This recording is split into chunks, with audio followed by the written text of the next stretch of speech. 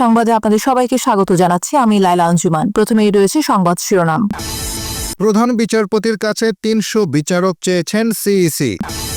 ৫০তম BCS প্রিলির নম্বর বণ্টনে বড় পরিবর্তন। নির্বাচনের আগে উদার নীতির কৌশল নিতে চাচ্ছে বিএনপি। আইপিএল নিলামে ৭ বাংলাদেশি, নেই সাকিব।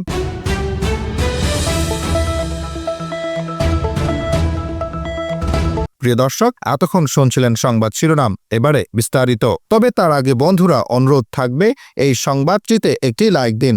এই চ্যানেলে আপনি নতুন হয়ে থাকলে আমাদের এই সংবাদটি দেখতে দেখতে চ্যানেলটি সাবস্ক্রাইব করে রাখুন। কমেন্ট করে বন্ধুরা আপনার মূল্যবান মতামত জানিয়ে দিন। প্রধান বিচারপতির কাছে ৩০০ বিচারক চেয়েছেন সিইসি। ত্রয়োদশ সংসদ নির্বাচনে নির্বাহী ম্যাজিস্ট্রেটের দায়িত্ব পালনের জন্য প্রধান বিচারপতির কাছে ৩০০ বিচারক চেয়েছেন প্রধান নির্বাচন কমিশনার এএম নাসির উদ্দিন। মঙ্গলবার ৯ ডিসেম্বর দুপুরে প্রধান বিচারপতি ড সৈয়দ রেফাত আহমেদের সঙ্গে সুপ্রিম কোর্টে সাক্ষাৎ করেন সিইসি। এ সময় সুষ্ঠু নির্বাচনের লক্ষ্যে বিচার বিভাগের সহযোগিতা চান প্রধান নির্বাচন কমিশনার। পূর্ণাঙ্গ সহযোগিতার আশ্বাস দিয়েছেন প্রধান বিচারপতি।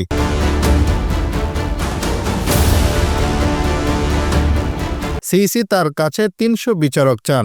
দেশের নির্বাচনী তফসিল ঘোষণার আগে রেওয়াজ অনুযায়ী প্রধান বিচারপতির সঙ্গে দেখা করেন সিইসিরা। তবে আজ সিইসি একা এসেছেন তার সচিবকে নিয়ে। অপরদিকে আগামীকাল রাষ্ট্রপতির সঙ্গে সাক্ষাৎ শেষে সন্ধ্যায় কিংবা পরদিন বৃহস্পতিবার ত্রয়োদশ জাতীয় সংসদ নির্বাচন ও গণভোটের তফসিল ঘোষণা করার বিষয়ে নিশ্চিত করেছেন ইসি আব্দুর রহমানেল মাসুদ।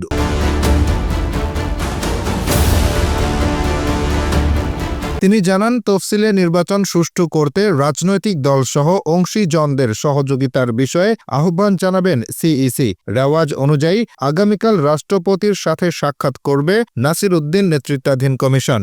এর আগে আজ সকালে প্রস্তুতির সার্বিক বিষয় নিয়ে প্রধান বিচারপতির সঙ্গে সাক্ষাৎ করেন সিইসি। জানা গেছে, প্রধান নির্বাচন কমিশনার এএম নাসির উদ্দিন তফসিল ঘোষণা করবেন। তফসিলে আগামী বছর ফেব্রুয়ারির প্রথমার্ধে ভোট গ্রহণের দিন ধার্য করা হতে পারে বলে জানা গেছে।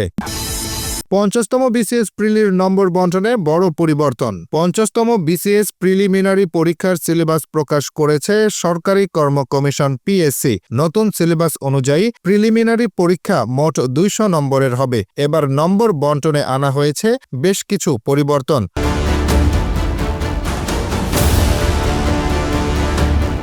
মঙ্গলবার পিএসসির ওয়েবসাইটে এই সিলেবাস প্রকাশ করা হয়েছে। মানবণ্টনে দেখা গেছে, বাংলা ভাষা ও সাহিত্য এবং ইংরেজি ভাষা ও সাহিত্যে বরাদ্দ রাখা হয়েছে ৩০ করে ৬০ নম্বর। আন্তর্জাতিক বিষয়াবলিতে ২৫ নম্বর এবং বাংলাদেশ বিষয়াবলিতেও থাকছে ২৫ নম্বর। এছাড়া ভূগোল, পরিবেশ ও দুর্যোগ ব্যবস্থাপনা অংশে ১০ নম্বর, সাধারণ বিজ্ঞানে ১৫ নম্বর, কম্পিউটার ও তথ্য প্রযুক্তিতে ১৫ নম্বর, গাণিতিক যুক্তিতে ২০ নম্বর, মানসিক দক্ষতায় ১৫ নম্বর এবং নৈতিকতা, মূল্যবোধ ও সুশাসনে ১৫ নম্বর রাখা হয়েছে। নির্বাচনের আগে উদারনীতির কৌশল নিতে চাচ্ছে বিএনপি। দীর্ঘদিনের মিত্র জামায়াতে ইসলামীর সঙ্গে জোট ভেঙে জাতীয় সংসদ নির্বাচনের আগে নিজেদের একটি উদার ও গণতান্ত্রিক শক্তি হিসেবে পুনঃপ্রতিষ্ঠিত করতে চাইছে বিএনপি। ক্ষমতাচ্যুত প্রধানমন্ত্রী শেখ হাসিনার পতনের ১৬ মাস পর এমন অবস্থান নিতে চাইছে বিএনপি।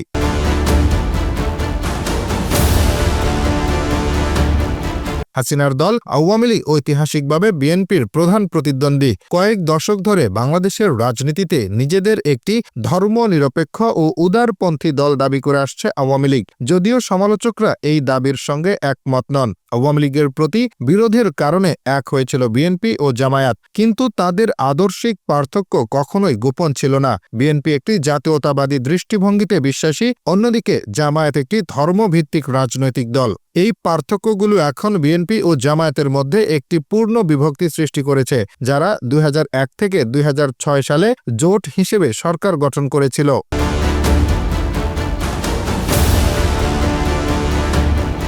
চলতি সপ্তাহে দলীয় সমর্থকদের উদ্দেশ্যে দেওয়া বক্তব্যে বিএনপির ভারপ্রাপ্ত চেয়ারম্যান তারেক রহমান পাকিস্তানের বিরুদ্ধে ১৯৭১ সালের মুক্তিযুদ্ধের রক্তাক্ত স্মৃতি স্মরণ করে বলেন, তখন কি ঘটেছে তা মানুষ দেখেছে। তিনি জামায়াতের নাম উল্লেখ না করলেও ইঙ্গিতটা জামায়াতের প্রতি ছিল তা পুরোপুরি স্পষ্ট।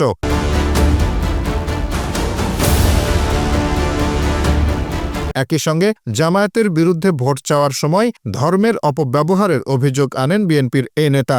গত মাসে একই রকম মন্তব্য করেন বিএনপি মহাসচিব মির্জা ফখরুল ইসলাম আলমগীর। তিনি ধর্মের নামে দেশকে বিভক্ত করার বিরুদ্ধে সতর্ক করেছিলেন এবং জোর দিয়ে বলেছিলেন বিএনপির রাজনীতি জাতীয় ঐক্য, গণতান্ত্রিক নীতি এবং 1971 সালের মূল চেতনার উপর ভিত্তি করে হওয়া উচিত।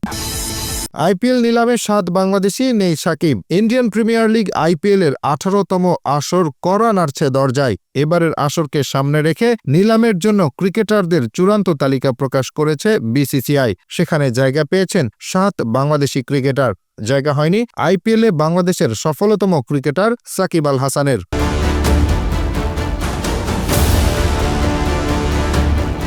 আইপিএল নিলামে বাংলাদেশিদের মধ্যে সবচেয়ে বেশি বেস্ট প্রাইজে আছেন মুস্তাফিজুর রহমান। তার জন্য বেস্ট প্রাইজ নির্ধারণ করা হয়েছে 2 কোটি রুপি।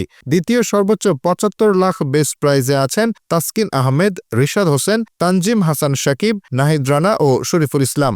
এছাড়া এই নিলামে আছেন স্পিনার রাকিবুল হাসান। তার বেস্ট প্রাইজ নির্ধারণ করা হয়েছে 30 লাখ রুপি।